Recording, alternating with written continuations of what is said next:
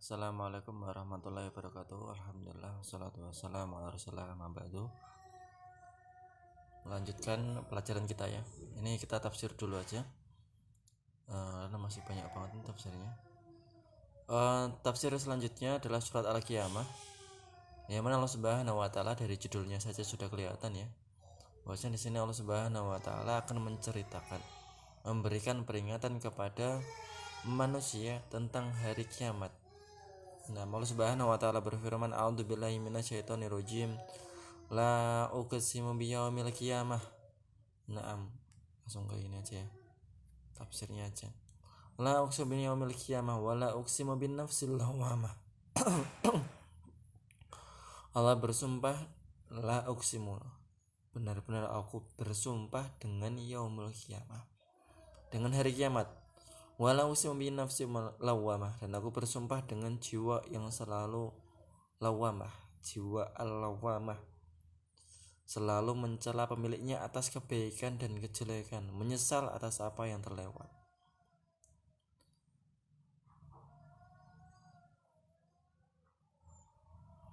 Ayasabul insanu alai yajma'a idhamah. Allah Subhanahu wa taala bersumpah, maka setelahnya pasti ada jawabul qasam. Jawaban dari sumpah tersebut, yaitu tentang hari kebangkitan. Apakah manusia akan menyangka alan najma idhamah? Apakah manusia menyangka bahwasanya kita tidak akan mampu untuk mengumpulkan, membangkitkan tulang-tulang yang telah tercerai-berai? Bala qadirina ala ayusawwiya bananah. 6. Bala qadirina ala ayusawwiya bananah. Bahkan kami akan mengumpulkan. 6. Dan kami akan menjadikan jari kaki dan tangannya bersatu seperti kuku unta, dan dijadikannya sebelum mati, meskipun kecil bentuknya dan lembut susunannya. Naam. Bal yuridul insanu liyafjura amamah, tetapi manusia itu mengingkari hari kebangkitan. Naam. Liyafjuru amamah, dan selalu ingin berbuat kemaksiatan di hari-hari amamahu, di hari-hari yang ke depan, di hari-hari setelahnya. Yas'alunaka ayyana yaumul qiyamah. Maka orang kafir dan fajir itu bertanya dalam keadaan mengingkari hari kiamat. Kapan itu hari kiamat itu terjadi? Fa idza bariqal basar wa khasafal qamar wa jumi'a asy-syamsu wal qamar yaqulul insanu yawma idzin ainal mafar. Hari kiamat itu adalah ketika mata itu bingung terperanjat, takut karena telah melihat sendiri pemandangan kengerian hari kiamat. Wa khasafal qamar, hilang cahaya bulan. Wa jumi'a asy-syamsu wal qamar, bulan dan matahari tergabung. 6. Tabrakan. Yaqul insanu yawma idzin ainal mafar. Maka manusia mengatakan, ainal mafar, di hari di mana tempat untuk berlari dari azab ini, tempat untuk berlindung dari bencana ini. Kemarin saya terasa gempa sedikit aja di Masjid Jajar. Pas gempa Malang itu terasa sampai Jajar yang saya pondok, sebentar banget. Itu pun sudah membuat kita khawatir, takut keluar dari masjid. Takut ada gempa yang lebih hebat. Itu baru gempa yang skalanya tidak begitu besar di Solo. Ya mungkin saudara kita di Malang merasa itu besar, tapi di Solo nggak terasa besar, tapi juga sudah menakutkan. Apalagi hari kiamat. Ketika seorang yang menggendong bayinya terlempar bayinya, ketika seorang yang hamil gugur kandungannya, ketika anak-anak yang rambutnya masih hitam menjadi beruban karena kengerian hari kiamat. Antum bayangin aja.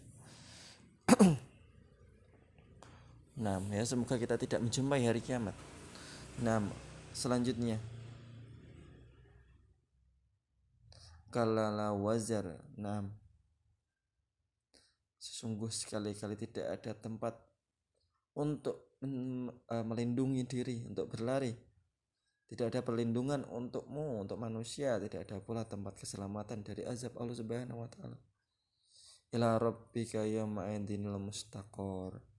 Hanya kepada Allah Subhanahu wa ta'ala tempat kembalinya seluruh makhluk. Dan Allah Subhanahu wa ta'ala akan membalas masing-masing sesuai dengan haknya. Yunabal insanu yawma idin bima qaddama wa akhkhar. Manusia pada hari itu diberitahu untuk akan semua amalannya, yang baik maupun yang buruk, yang qaddam maupun yang akhir, yang awal maupun yang akhir dari kehidupannya. Semua akan melihat amalannya.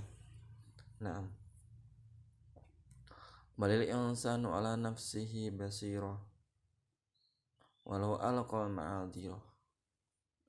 Sesungguhnya manusia itu sendiri yang merupakan hujah yang jelas atas dirinya sendiri dan menjadi saksi atas apa yang ia lakukan. Meskipun dia mendatangkan semua alasan dalam melakukan dosa-dosanya, itu enggak berguna. Tangan kita akan berbicara tentang apa yang kita lakukan. Kaki kita akan berbicara tentang di mana dia melangkah ketika kita masih hidup.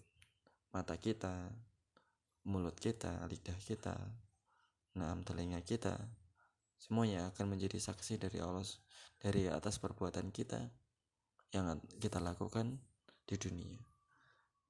Meskipun kita berusaha mengingkarinya meskipun orang tersebut berusaha mengingkari perbuatannya ketika dia dihadapkan Allah Subhanahu wa ta'ala, tapi ternyata anggota tubuhnya melaporkan sendiri-sendiri, maka ini dirinya itu sudah cukup menjadi hujah atas dirinya sendiri. Maksud dari ayat ini adalah seperti itu. Faedah dan kesimpulan.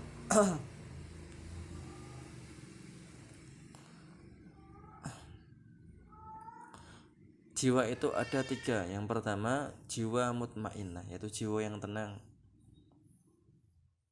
Ya ayuhan nafsul mutmainnah, irji'i ila rabbiki radiyatan mardiyah.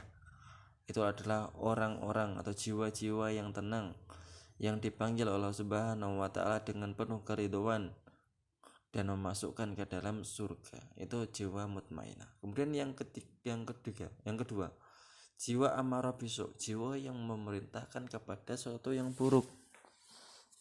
Inna nafsa la amaratu bisu.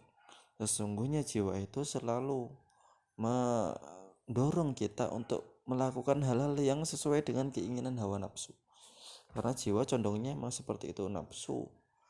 Maka jiwa selalu mendorong untuk mengikuti hawa nafsunya. Yang ketiga yaitu jiwa lawamah, yaitu jiwa yang selalu mencela pemiliknya karena meninggalkan kebaikan. Pemilik jiwa ini adalah orang yang beriman jika dia mencela ketika dia meninggalkan kebaikan. Tapi kalau dia mencela karena dia meninggalkan kejelekan, maka ini orang yang kafir. Jadi jiwa ini disebut jiwa lawamah. Yang kedua, Allah bersumpah dengan hari kiamat untuk mengagungkannya dan mengingatkan kejadian-kejadian besar padanya. Adapun manusia enggak boleh bersumpah kecuali dengan nama Allah Subhanahu wa ta'ala. Yang ketiga, disebutkan ujung jari karena bentuknya yang kecil. Maka Allah Subhanahu wa ta'ala, dan juga ada sidik jari di sana. Itu juga ada hikmahnya. Bahwasanya Allah Subhanahu wa ta'ala mampu untuk membangkitkan kembali, menyusun kembali jari-jari dan sidik-sidik jari yang sangat rumit tersebut. Yang keempat, ketika terjadi hari kiamat, rusaklah aturan alam ini, hilang cahaya bulan dan matahari berkumpul. Tidak ada siang dan malam. Yang keenam, apabila terjadi hari kiamat, orang akan berusaha lari sangat takut, mencari tempat berlindung, tapi tidak ada lagi tempat untuk berlindung kecuali kepada Allah Subhanahu wa ta'ala. Yang keenam, jika seorang akan menjadi saksi atas dirinya, jiwa seorang menjadi saksi atas dirinya sendiri, anggota badannya menjadi saksi, memberitahukan amalan-amalan yang telah dia kerjakan semasa dia hidup di dunia. Yang ketujuh, tidak akan diterima dari seorang alasan dalam melakukan kekurangan. Nah, ini selesai dari tafsir surat Al-Qiyamah ayat 1 sampai 15. Nah, saya kira cukup dari saya. Assalamualaikum warahmatullahi wabarakatuh. Jangan lupa tugas tafsirnya ya.